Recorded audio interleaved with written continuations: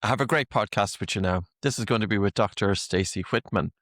And I always love having conversations with dentists, especially when a dentist is thinking a little bit differently than what would be considered the norm.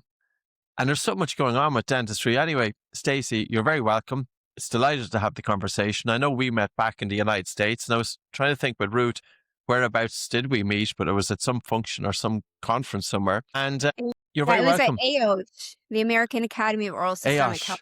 Ayosh, Yeah, that's the one. yeah, Dr. Mike Milligan, huh? A lovely man. yes. He sure is. And starting off, a little bit about your background, because you view dentistry a little bit different than what many people will see as their dentist. Yes. Well, thank you, Patrick, for having me. I've been such a fan of yours long before we met, and you had such an influence on how I practice too, which I can speak to later. But I was trained as a traditional dentist, as we all are, and I think that's a very important thing to state that that's necessary. We need a foundation in standard dentistry. But my story is that I graduated from dental school now 20 years ago, and I was very dissatisfied with my career. I was depressed. I wanted to leave dentistry, partly because I didn't feel like I was really making a difference. I felt like I was constantly putting out fires, fixing holes, if you will, but I wasn't able to spend enough time with my patients to really understand why they were in the situation to begin with. And I knew there was more upstream than we were looking at in dentistry. Dentistry does tend to be more dealing with end stage disease, and not as so much of a preventative model. And much like traditional medicine, we just don't have a lot of time with our patients. So I thought, my gosh, well, how do I salvage this career? I have so much student loan debt and I've committed, so much education. So I thought, well, the most upstream I can get is with children. I can educate the parents and inspire the children so that they don't end up in the dental chair having their teeth worked on when they're adults. And this is where the airway conversation can come in too, because you can screen and course correct so many things in those early years. So I went back to school. I became board certified in pediatrics, and lo and behold, I graduated. And now I'm just back in the same situation with more of a traditional pediatric dental model. And in pediatrics, you see 2 to 3 times as many patients a day. So I was even more burnt out and dissatisfied with my career. And I myself was I have for many years since my teen years, embracing diet and lifestyle and optimizing. Even before it was called longevity medicine, I was very interested in it. And I thought, well, gosh, why am I not practicing the way I live? And I started reading more and digging into research that wasn't mainstream and meeting people, like yourself, like-minded people that were looking deeper at some of the oral systemic connections and airway health. And I found functional medicine. And so I went through the Institute for Functional Medicine. I'm one of the only dentists who have gone through their certification program. So I am certified in functional medicine. And I just started putting all the pieces together. And as we know now, like the oral microbiome is front and center and it's starting to blow up, and the oral systemic connection and airway health and how we sleep is so foundational. And this is functional dentistry. And so now I have a more functional dental practice here in the United States. And we just recently launched the Institute for Functional Dentistry, where we hope to train other providers to look at a more systems biology approach, understand airway better. And you are one of our distinguished faculty. So That's thank it. you for that too. Of Yes. course, you're very welcome. It's amazing. It's kind of a bold move, because I could almost imagine that you're approaching that with a little bit of trepidation, and but maybe you had a motivation that was so great that you were saying, okay, I'm going to change direction here. Not easy, but I think it's amazing. Well done. Well done, Thank Staci. you. I had fear. I mean, don't get me wrong. It took me a long time to really publicly come out. Like patients who were coming to see me, they knew things were different. We'd have different conversations, but I was very nervous about what my colleagues would say. And that did happen. I'm not going to lie. It did. And there's still probably colleagues that give me the side eye for how I'm practicing. But the way I believe we should be practicing is not to give shade or side eye to my colleagues. It's just more a conversation to say, hey, what if we did this just a little differently? What if we added a few layers of information or data or conversation or education to our patient experience? The outcomes will be better. And I saw this firsthand. My patients were getting healthier. I didn't have repeat offenders. They were changing habits. They were feeling inspired. And especially in the airway world, I mean, you really can impact a human's health trajectory when you start talking about breath and sleep and these foundational concepts. So it was a slow evolution, and I felt like a lone wolf for a very long time, and I was nervous. But I realized there's a lot of people out there who are dissatisfied with dentistry and want to practice differently. And so it has saved my career. Absolutely. I suppose it makes it interesting on one level because you're doing things differently and you're not just going through the motions every day. On another level, you're obviously a very curious individual and you've seen some dots there and you decided to connect those dots. In terms of reaching out, so say, for example, because I often feel that the dentist is in such a unique position.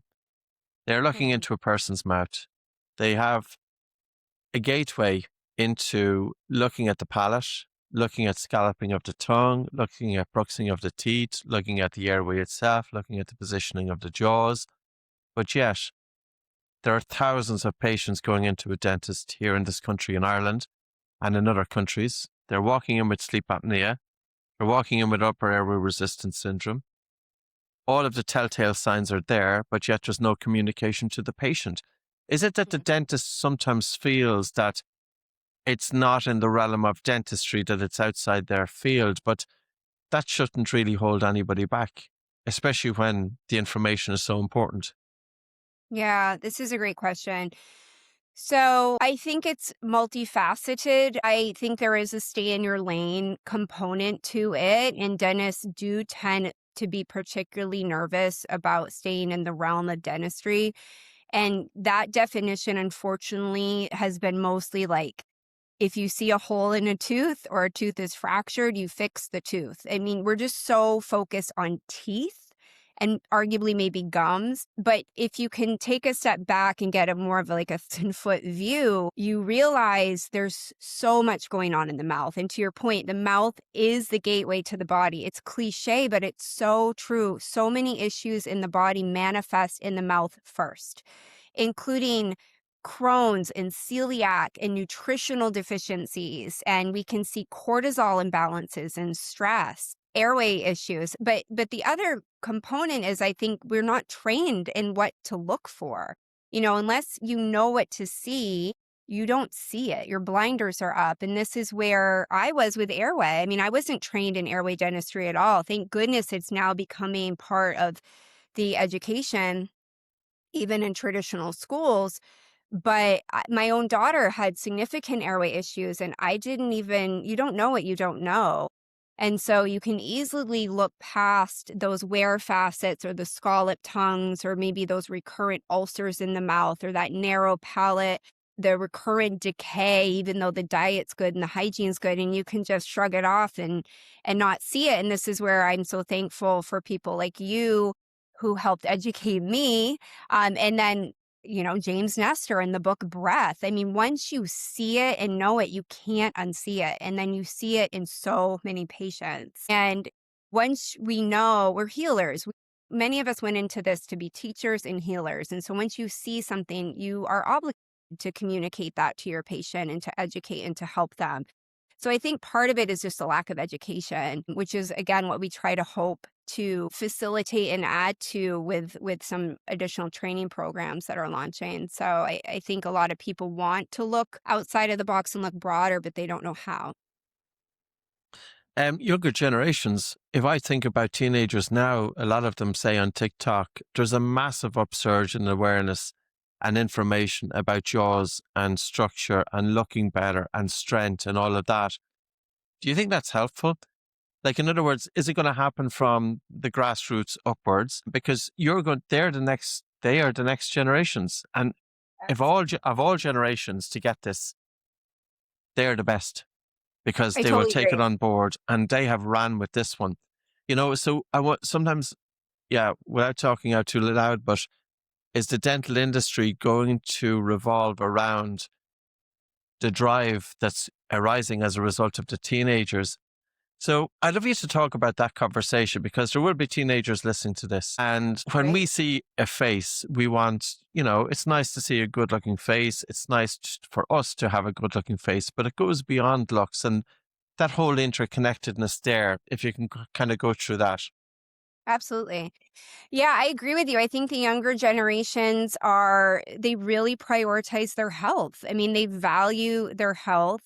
And this is partly because they've likely seen grandparents and parents suffer with health issues. As we know, chronic health issues are on the rise. And they themselves, these young kids and teens are, the autoimmune disease out there in these young kids and the IBS, like gut issues. I mean, and they're not getting the answers. And so they have autonomy and they're taking control. And especially now with metrics and data, I mean, everything can be measured. You can measure your sleep and your heart rate variability and your VO2 max. And so I think it's a good thing. I think, like anything, too much can be a bad thing. It can create anxiety and we can forget to live. We can be hyper obsessed. And we see this with some of the real strict longevity people, I think, with the 3-hour morning routines and what have you. But certainly airway has become more discussed. And, we see on TikTok the whole mewing craze happen because for the chiseled jaw. But I love that because now they're talking about tongue posture and tongue position and tongue tone. And these are all good things to be more self-aware of your body. So what is happening from an oral systemic connection? I mean, first of all, if you're not breathing optimally, we are obligate nasal breathers as a species. We should be breathing through our nose and it humidifies the air, it cleans the air. We have immune function, nitric oxide release. And for young kids who are in the gym and working out, this is important for cardiovascular health, but recovery and muscle building. And we know if you breathe through your nose, you're getting more oxygen to your brain, but also for recovery and to your tissues. Your just will feel better. Your mood will be better. Your hormones will be more balanced. We see in young kids that, if they're not getting into deep restorative sleep, they often have small stature because growth hormone's not released. So we want to be growing optimally too. And the way we breathe affects the shape of our face and the shape of our jaws. And that is ultimately aesthetics as well. And so why do we find a face to be attractive or not attractive? A lot to do with how we're functioning and jaw shape. And when you think of it that way, that human looks fit and they look like they're thriving. And that is beauty, and that comes with skeletal development and facial development. It also can impact your oral microbiome. And so the oral microbiome is the second most diverse microbiome in the body after the gut. And this is where we really talk about oral systemic health. So when we're breathing through our mouth, we will lose our salivary health. Your spit is very important for your oral health. People who breathe through their mouth tend to get more cavities, they get more gum disease. Their mouth tends to be more acidic. And the oral microbiome can shift and you can have more pathogenic bacteria or bad bacteria. And we now know those bacteria don't just stay in the mouth. They can travel all throughout the body and they can release endotoxins or byproducts that can be harmful. And this can lead to potential links to Alzheimer's and dementia, fertility issues. I mean, there's a lot of fertility challenges out there. What if it's tied back to the mouth? Gut dysbiosis, what's happening in the mouth impacts our gut health too. Autoimmune disease can be impacted. Diabetes, even cancers can all be tied back to the bacteria in our mouth. And so mouth breathing itself isn't the only reason, but it can shift your microbiome. And then just knowing that what is happening in your mouth significantly impacts the health of your body. Unfortunately, medicine went one way and dentistry went another. And we just think of our oral health as like an afterthought. And I really encourage everyone to get the mouth back into the body, look at it truly as the gateway, but also I want this mantra to be stated over and over again. The mouth is the gut. It's the beginning of your gut. It's the beginning of digestion, the alimentary tract. And so if we're just hyper focused on gut health, but we're ignoring oral health, you will have a very challenging time to achieve optimized health. I find that whole aspect amazing because, of course, I was a mouth breathing kid growing up. And I remember going to my dentist, and dentist would be giving out to me more than praising me, put it that way. Even if Yeah. I was brushing teeth, I still had a lot of dental cavities. And sometimes that still goes on today. So I like a little bit more of an emphasis of that. So, say, for example, when we talk about dental hygiene, and also this is relevant to, say, for example, halitosis or bad breath, Mhm. when the bacteria in the mouth is altered, is that child, teenager, adult more prone to gum disease, more prone to dental cavities, more prone to bad breath? And they can be brushing teeth.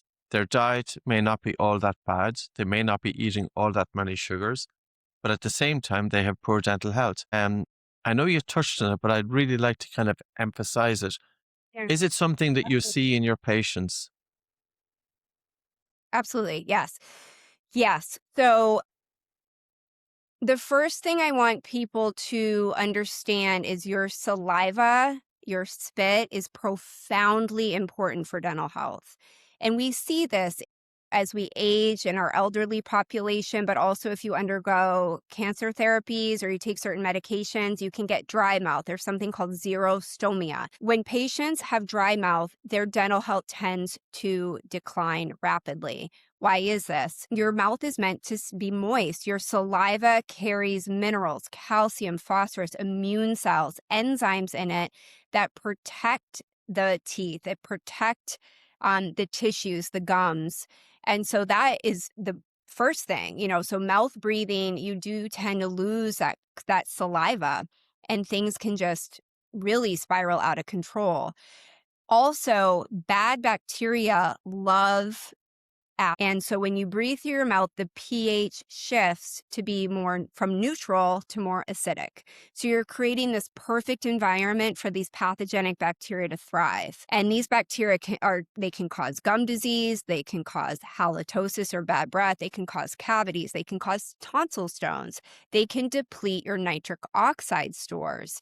So nitric oxide, there are bacteria in the mouth that are responsible for helping with your nitric oxide production too. So those are the two most important things to think about. But also when we mouth breathe, our blood chemistry tends to be off and we do tend to suffer from inflammation and overall just chronic exhaustion. And our stress curve or cortisol may be impacted. How are these things impacting your gut health and your gut microbiome? And that is where we absorb our nutrients. So if you have intestinal permeability or leaky gut, you may not be utilizing, even you're eating healthy, but you're not absorbing these nutrients appropriately. So you may be mineral deficient, you may be fat soluble vitamin deficient. And this all comes back to oral health. Cavities, can be associated with vitamin D deficiency and fat soluble vitamin deficiency. Bleeding gums or chronic gingivitis, that could be vitamin C deficiency or B vitamins or zinc deficiencies. So it is all interconnected, and a lot of it is chicken or the egg, of course, but keeping our lips closed, breathing through our nose is the most important thing to keep the tissues hydrated and keep the pH of the mouth optimized. And then just knowing that by doing that, there's profound downstream benefits as well with improving inflammatory markers Mhm. in gut health and the oral gut connection, the oral brain connection, etc. And I suppose the other question is like the diagnosis of mouth breathing isn't particularly straightforward because, what classifies a mouth breather versus a nasal breather? Some people may feel that they are breathing through their nose all the time, but when they do physical exercise, they may have their mouth open. During sleep, they may have their mouth open. So when you're Mhm. talking about nose breathing, is that nose breathing when you're sitting at a desk or watching television, or is it nose breathing 24/7? Ideally, it's 24/7.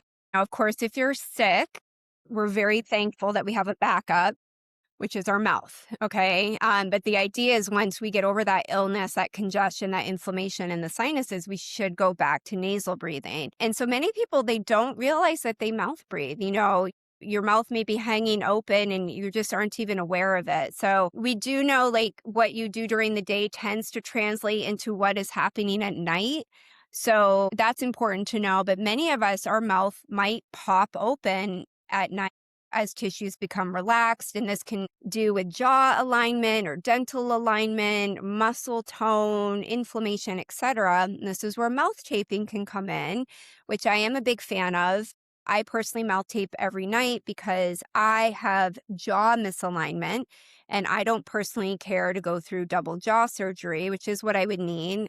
I had a very significant facial trauma when I was young, and I just want to tape every night. And I feel so amazing when I do. I don't have that sticky mouth feel that you might have, or there's no saliva on my pillow. I just feel really great. And so that's a strategy to use if you think perhaps you're mouth breathing at night or your mouth pops open. I do want to make sure you can breathe through your nose. There's patency. So it is nice to work with an airway trained dentist or just test yourself through a lip seal test. Make sure you can breathe through your nose for 3 or 4 minutes without feeling panicked or sympathetically overdriven, because some of us do have true blockages. We have deviated septums, we have inflamed nasal terminates or allergies, inflammation. If this is you, I really suggest trying to find someone to help you get to that root cause, to try to unpack how do we course correct this so you can get back to nasal breathing, and you will find profound health benefits that way. No, I totally agree with you. It's never about trying to force nasal breathing. And even if somebody, I suppose, if they have a stuffy nose, to have rhinitis, to have hay fever, they can try the Buteyko technique, to help decongest the nose. And the more you breathe through the nose, the better it works. So we would always do that nasal breathing test after doing the nose unblocking exercise, because we know we can help decongest the nose anyway. And it helps differentiate between a child who may have nasal obstruction due to enlarged adenoids versus a child with nasal obstruction due to rhinitis. We can work with this kid, and this kid here, I would be referring to an airway dentist. If you feel comfortable about talking about this, my daughter, Lauren, she had enlarged adenoids. And when she was 4 years of age, I kind of insisted that we have to get them removed. And afterwards, I had regrets over it. And the reason being was because I felt I should have brought her to an airway dentist first and help develop her palate and make room for the air to allow her to breathe through the nose structurally so that the adenoids can shrink. What's your take on that? Do you give parents, because I, as a parent, when like you, of course, you only know what you know, and what you don't know, you don't know. But what's your take on that aspect of it? Yes. I am pro-surgery if indicated, and if all other modalities have been exhausted, really. So the thing with inflamed adenoids and tonsils, from a functional mindset, is the why. Why are they inflamed? Is there something we're missing? Is there a food trigger or an environmental trigger? Or is it just that chronic, mouth breathing begets mouth breathing and it's creating inflammation? Or is it structural? So we always talk about hard tissue versus soft tissue. Hard tissue is the palate, the skull, the jaws, the teeth position, how your bite is. Soft tissue is your tongue position, muscle tone, lip closure, tonsils, adenoids, etc. So with kids of that age, and I have changed, my philosophy has changed too. I tend to not send them right to the ENT. I instead say, okay, let me get you into it. And it depends what I'm seeing, of course, because it changes from patient to patient. But either let me get you into the early functional airway orthodontist to talk about a little retainer to spread your palate wider, to create more airway volume, more space for your tongue. Will that help? Is it allergies or food triggers? Maybe I need to work with a naturopath or functional medicine doctor or allergist to try to figure out, well, where is this inflammation coming from? Mold exposure, mycotoxins is a big one right now that so many kids are showing up with, that can lead to systemic inflammation. So we do need to kind of understand the why. Sometimes it's just low muscle tone. So working with a myofunctional therapist to retrain, like a physical therapist for the muscles of the face and the tongue and breathing, retrain those muscles how to stay strong and close the lips closed and the tongue up and like retraining the brain. Oh, yes, this is what it's like to breathe through my nose. You can reset the nervous system essentially. I do really like everyone to think of sinus hygiene as part of oral hygiene. So sinus hygiene is part of oral hygiene. So this means nasal clearing using your Buteyko methods, but also like maybe saline sprays, neti pots, a xylitol rinse. I like a high quality air filter in the bedroom because a lot of times the inflammatory trigger can be pet dander or dust mites, so don't let the pets sleep on your kids' faces. If we think there's allergies, like let's make sure we're dusting and keeping the room clean. And, dairy and gluten can be big triggers for inflammation. And I know patients don't want to hear that, but we really need to explore all areas and avenues. There can be a craniosacral component to this or chiropractic component. There could be fascial adhesions, some restrictions of the mouth of some of the frenums that are in the mouth. So we do need to dig deep. And then if we've peeled back a lot of those layers and the child is still struggling, we have one chance to grow a brain, and a face. So I don't want to miss the mark. So you have to do this with intention. And sometimes we do need to go in for surgery, and that's okay. My daughter, we did all the things and she still ended up with an adenoidectomy and a tonsillectomy and a frenectomy. And that night she was sleeping with her lips closed, breathing through her nose perfectly because the tissues had just become so inflamed and so scarred. We just couldn't get them back to a size where she could have nasal patency. And it was a great decision for her. I do not regret that at all for my Hmm. daughter. And so trying to work with a provider that has many tools in their toolkit essentially, and like can really work with you to work up your child and see what's best for you. There's a book called Sleep Wrecked Kids. It's Hmm. by Sharon Moore.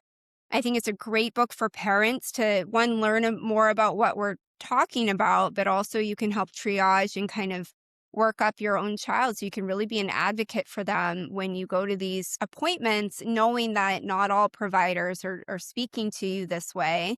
And sometimes you will know more than they do. And going back to what you said earlier, is this going to be a grassroots movement? I think it is. I think patients are going to Hmm. start demanding this of providers, and providers are going to have no option but to get themselves re-educated and change their practice models a little bit to really help patients thrive and find answers that they need.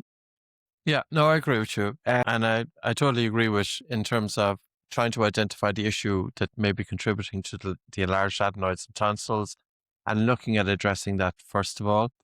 And then, of course, we never want to have a child with an obstructed airway that's going to impact their sleep because brain development. I'm Right. always curious, children who have their adenoids removed, it doesn't necessarily mean that they are going to change to nasal breathing. And I'll just give you my example. It wasn't my adenoids at the time. I was 25 years of age. I had nasal surgery because of chronic nasal obstruction. And the good surgeon fixed my nose, but the good surgeon never told me to breathe through it. And because I was Mhm. breathing through my mouth for 20 years, probably at that point, I had built up such a habit. So that is one point as well, that even if a child or a teenager undergoes adenoidectomy, tonsillectomy, how about changing the breathing behavior? Yeah. This is a huge part that's missing, I think, from even the airway conferences that I attend. It's breathing rehabilitation. And it's something that I educate on, and now I work with my functional orthodontist. It's part of our protocols usually. Like you can change the structure, we can make the palate nice and broad, and we can align the teeth and the jaws, and we can get the tissues optimized. But there's a specific subset of patients that just they still don't get back to nasal breathing because if you don't use it, you lose it, and I think they need to be retrained, and the neurofeedback loop needs to be re-engaged of, well, yes, this is what I do. And this is where myofunctional therapists come in, but also physical therapists to retrain breathing. And they do exist, like breathing rehabilitation. And Buteyko is part of this, certainly. And so that is part of my team now. I've added another team member, is the physical therapist who has Buteyko training, who can get the kids remembering and learning and retraining how to breathe appropriately. And it's not easy. You think it would be so easy, but we just don't breathe well. I mean, this is what the book is all about. We're over breathing, we're shallow breathing, we breath hold. Like, we have email apnea. Like, you open your email and you hold your breath because your stress response and just throughout the day. And so doing check-ins, like I check in with myself multiple times a day to say, how am I breathing? Where is my tongue? Where are my lips? And I have to work on this, and I do breathing technique. I try to do breath work every day. Sometimes I don't, but in my car, I'll do it where I can fit it in. But we can do these things with kids too. But this is a huge part of the airway conversation that I think is missed. So I think it's really important for everybody to know. And this includes adults. Like, adults are not breathing well either. And so relearning how to breathe is very important. No, it's getting more attention now, in terms of the importance of nose breathing. A couple of months ago, a paper came out on chronic heart failure, and they looked at individuals if they did physical exercise with their mouth open versus with their mouth closed. And when they did physical exercise with their mouth closed, they fared much better. Other research came out in Frontiers looking at people with chronic fatigue syndrome, and between 50 to 60% of that group had dysfunctional breathing hyperventilation syndrome. So I think the research is starting, that people are starting to look at the biochemical dimension of breathing.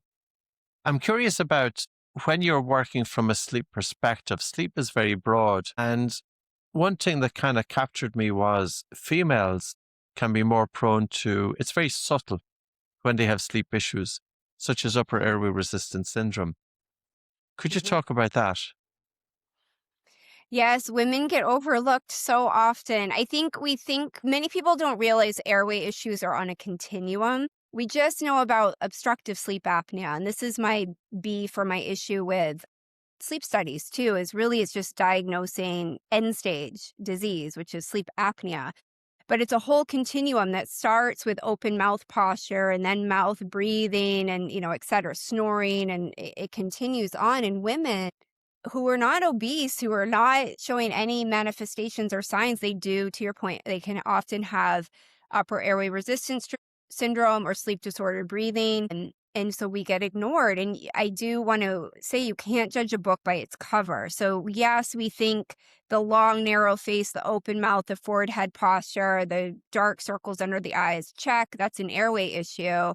It probably is, but we need to be aware that that chiseled jaw, that patient maybe with their lips closed in your chair that presents normal or without issue, you can't ignore them. They may be having an issue at night while they're sleeping. And women especially, we have shifts in our hormones, we carry a lot of stress. Our cortisol shifts can be, if we carry a lot of tension and stress in the jaws, and we do tend to get ignored a lot. And so thank you for mentioning that. So many women are suffering from significant airway issues, and they compound, it's cumulative, and this can impact further the hormones and the microbiome, and they lead to brain fog and mood disorders and things that I think a lot of women are told it's just normal, you're just stressed, you're overworked, and really it could be a sleep and airway issue. So I think for me, when I'm talking to a patient, a parent, a friend at a cocktail party, the first thing I always speak of I'm thinking of is, how are they breathing? How are they sleeping? And we hear this all the time. I always wonder when you hear someone having an event like a cardiac event or stroke, or maybe they pass away and they were so fit and they ate so well.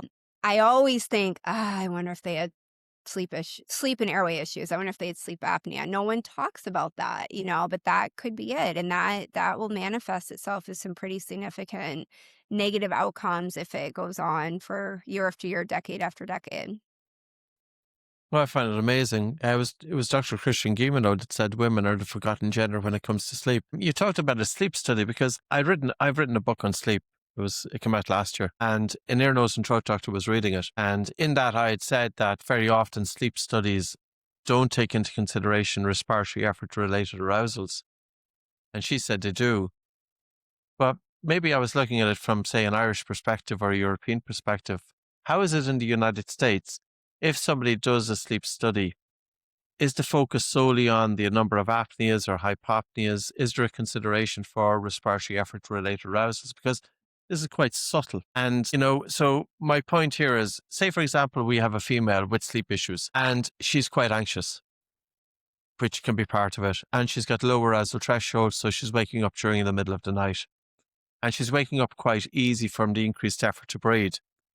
If she does a sleep study, the sleep study might come back and tell her there's nothing wrong with her. You don't have hypopneas, you don't have apneas, you're not stopping breathing, your blood oxygen saturation isn't dropping. So she's now going to leave the sleep study center wondering what on earth is going wrong with me. Yeah. Are rearers being looked at? No, I mean, it's very similar in the United States. We look at AHI mostly, which is the apnea hypoxia index, and they will designate it mild, moderate, or severe, but it's missing so much. So this is where I think dental sleep medicine and airway really needs to step forward and help these patients, because I don't think our medical sleep physicians, they're not trained in optimal facial development, optimal tongue posture, and craniosacral development, and the cranial facial respiratory complex, as Dr. Kevin Boyd has coined it, who is a mutual friend of ours. I've read estimates that up to 85-90% of the population has some sort of airway issue. And I believe that's true, just looking around. And so we're clearly not helping our patients, and we're missing a lot, and not everyone needs a CPAP. That seems to be what we're just looking for, is who needs a CPAP? And that's end-stage disease. Our whole goal is to prevent that prescription. That's essentially a pharmaceutical, as far as I'm concerned, methodology. And we really want to try to catch things before a patient needs that. Now, of course, if you do, you do, and maybe we can work towards getting you off from that. But to your point, I think we're missing a lot with the way we're testing, and it's just too black and white. We're missing all the grays in between. If I was a patient going into a dentist surgery, I would really love if that dentist would even have a conversation about sleep and tell me if there were risk factors that they could tell me there. And it's not just even that. Why is it that all of the emphasis, or mainly most of the emphasis, is on brushing teeth with toothpaste and Yeah. nothing about using the nose and breathing in and out through the nose to help with saliva? I Mhm. often feel like sometimes the simplest things have been overlooked. The things that are right in front of us have been overlooked, and haven't quite figured it out yet. But where do you think it's going? You must have seen some change. So can I ask, when did you make the change Mhm. into your new kind of view in your work? How long ago was it? I think it all began, I questioned how we were practicing dentistry from the first week of dental school 20 years ago. It never sat right with me. But admittedly, I just went through the motions because I was like, here I am. I got to check these boxes and get graduated. I'd say about a decade ago really was when I just said, this isn't right. Something's wrong. And it's just been compounding and escalating and evolving and growing since then. I do think this is where we're headed. I especially think the younger generations of dentists. You just said the teenagers are like who are pushing forward with this movement. Well, those teenagers become dentists eventually, right? And so they are really looking at things differently, which I'm so thankful for. So I think we are still in the beginning stages, but I actually think it's going to evolve very quickly and explode. We see this with data-driven wearables and AI and health optimization. And so I think it's going to surge quickly, and which I'm very excited about. And it will come from the patients, but I'm hopeful that the dentists, the hygienists, the medical practitioners are going to start looking at things differently too. And that is going to be a big paradigm shift, and that's going to require a change in some of the way we model our practices, but it's very doable. And I think there's so much burnout in medicine and dentistry right now. And I think it's because you just feel it's like purgatory. You feel like nothing you do is really helping. These patients keep coming back sick and sick and sick. And it is so satisfying to spend a little bit extra time with your patient and work them up and help them figure out the why, and then to coach them and be their team member to work toward getting them healthy on their journey, and then they come back healthy. I mean, it's so rewarding to have helped someone this way. And so I think that's going to help so many people stay in medicine and stay in dentistry so we don't have this mass exodus and all this burnout and depression. And I think we have to make a change. Like, why are we so sick? Why are cavities and gum disease still the top chronic diseases globally, even with better access to care and more technology and more research and science and data? Why are we still so sick? And it just seems so obvious. It seems like we've lost logic, that we just need to do things differently. And I totally agree with you. I think we need to get back to the basics. I mean, humans have been evolving and on this planet for millions and millions and millions of years. And we've lost sight of the basics that led us here. And that was being outside and moving our body and community and hydration and, optimize nutrients and minerals. And those are the things we need. We don't need all the bells and whistles, and I think we've just overcomplicated things so much. So I'm very hopeful. I really am. And I've seen it with my own health, how quickly it has changed with some small tweaks. It's amazing what a little piece of tape on the mouth can do for your whole body wellness. I mean, that is one of the most profound changes I have made in my day-to-day was to mouth tape or lip tape at night. And that seems so silly, but it I will be on my deathbed saying how important that has been for my health to make sure I'm nasal breathing all night. And you just chip away at it. You make little changes and little tweaks, and you can find that you'll have really profound benefits. So I appreciate people like you who are open to these conversations and looking at things differently too, Patrick. The journey has been interesting. I started taping them out in 1998, and with my clients since 2002. And many of them, I'm not saying everybody, if anybody was waking up with a dry mouth, I really emphasized looking to get them out closed. And then we brought out myotape, which is a safe, Wow. surrounding the mouth, bringing the lips together. So I find it's amazing. Like for me, Stacey, I will genuinely say there's a huge drive in awareness.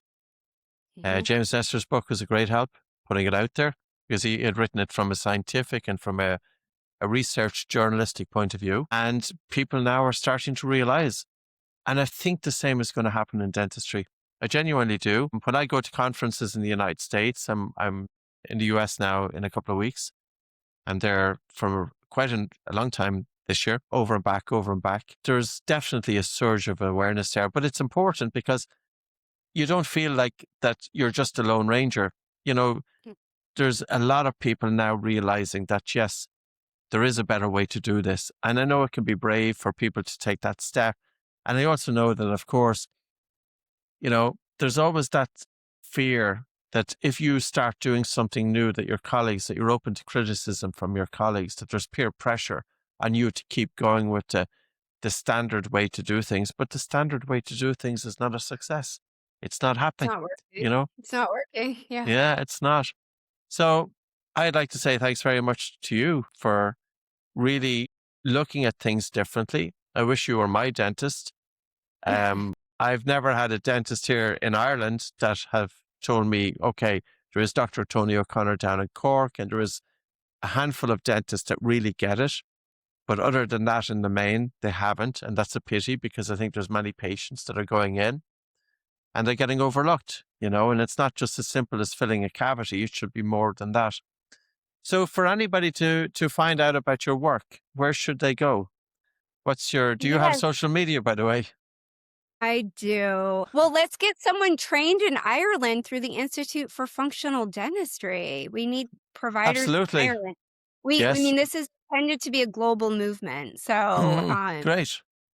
I will work on that for you. Great, great.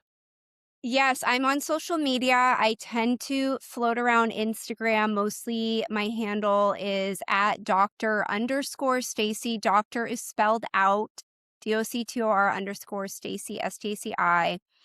I have a website, drstacy.com. I do a newsletter where, social media, you can only, it's all sound bites. And Of course. so it tends to leave you wanting more and asking questions. And so I really love my newsletter. It's where I take one topic, generally weekly, maybe a couple times a month, and we really unpack it with data and science and protocols and some of my favorite products to check out and things too. And I think that's been really helpful. And then, of course, the Institute for Functional Dentistry, it's functionaldentistry.org. Patrick is on faculty, which we're Hmm. so thrilled about. We have an incredible faculty. James Nestor is a featured speaker also.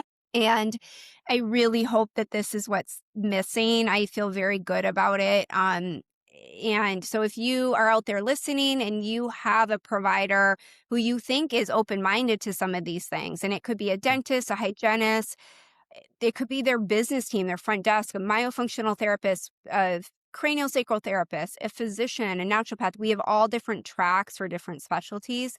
Please share the Institute with them, because we're not going to really have the outcomes we need unless we add and modify the education too. And this is just meant to be a supplement to a traditional dental education. It's not meant to be a replacement. It's in addition to. So it's like a residency level program. It's very involved and we're really excited about it. Great stuff. It's really exciting. Things are changing. So I love the conversation, Dr. Stacy. I'm sure our paths will cross next time I'm in the States. And of course, Yeah. we will be communicating via your institute as well. So have a really great day. And thank you so much for joining me here today. Thank you, Patrick.